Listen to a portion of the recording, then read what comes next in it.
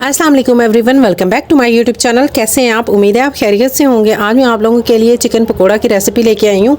यहाँ मैंने 1 कप के बराबर लिए है श्रेड किया हुआ चिकन, और यहाँ है मेरे पास 1 कप बेसन, और यहाँ लिया मैंने 1 अदद टमाटर, और यह है मेरे पास 2 से 3 अदद सब्ज़ मिर्ची, और यहाँ मेरे पास है दरमियाने साइज़ का आलू, और इसको मैंने बारीक इस तरीके से कट किया। और यहाँ है मेरे पास धनिया और पुदीना हस्बे ज़रूरत, और यहाँ मैंने आधा प्याज दिया है, इसके मैंने इस तरीके से स्लाइसिस किए हैं।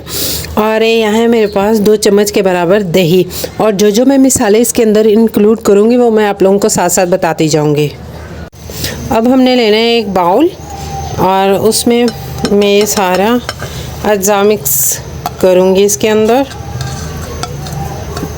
और उसके बाद मैं डालूँगी इसमें 1 कप चिकन अपना। और अब हमने शामिल करना है अपना बेसन 1 कप के बराबर, और इसमें मैं शामिल करूँगी दही, और यहाँ मैं स्पाइसेस ऐड करूँगी 1/2 टीस्पून हल्दी पाउडर, 1/2 टेबलस्पून लाल मिर्च पाउडर, 1 टीस्पून नमक, कटी हुई लाल मिर्च 1/4 टीस्पून, 1/2 टीस्पून ज़ीरा पाउडर, 1/2 टीस्पून धनिया पाउडर। यहाँ मैं ऐड करूँगी थोड़ा सा ज़ीरा, 1/4 टीस्पून बेकिंग पाउडर। यहाँ मैंने लिए साबित धनिया, इसको मैं हाथ की मदद से क्रश करके डालूँगी। अब हमने इसका मिक्सचर तैयार करना है। साथ साथ बिल्कुल आप लोगों ने ना थोड़ा थोड़ा बिल्कुल पानी डालना है, जैसे हम लोग आटा गूंदते हैं बिल्कुल इसी तरीके से गूंदना है। ये नहीं कि एकदम आप लोग बहुत ज़्यादा पानी डाल लो इसके अंदर।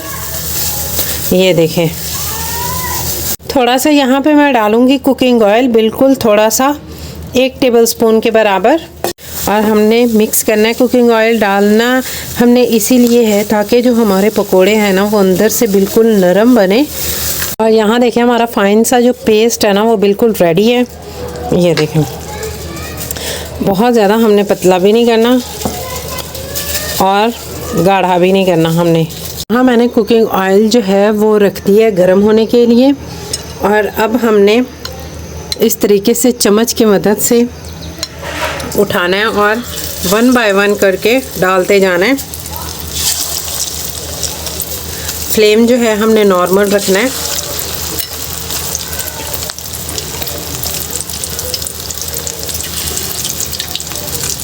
दो से 3 मिनट तक आप लोगों ने एक साइड को अच्छे तरीके से फ्राई करना है, और फिर हमने दूसरी साइड को चेंज करना है। ये देखें, एकदम डाल के नहीं करना, इस तरीके से तो हमारे जो पकोड़े हैं वो बिल्कुल टूट जाएंगे। बेकिंग सोडा मैंने इसीलिए डाला था ताकि हमारे जो पकोड़े हैं वो थोड़े से फूल जाएं।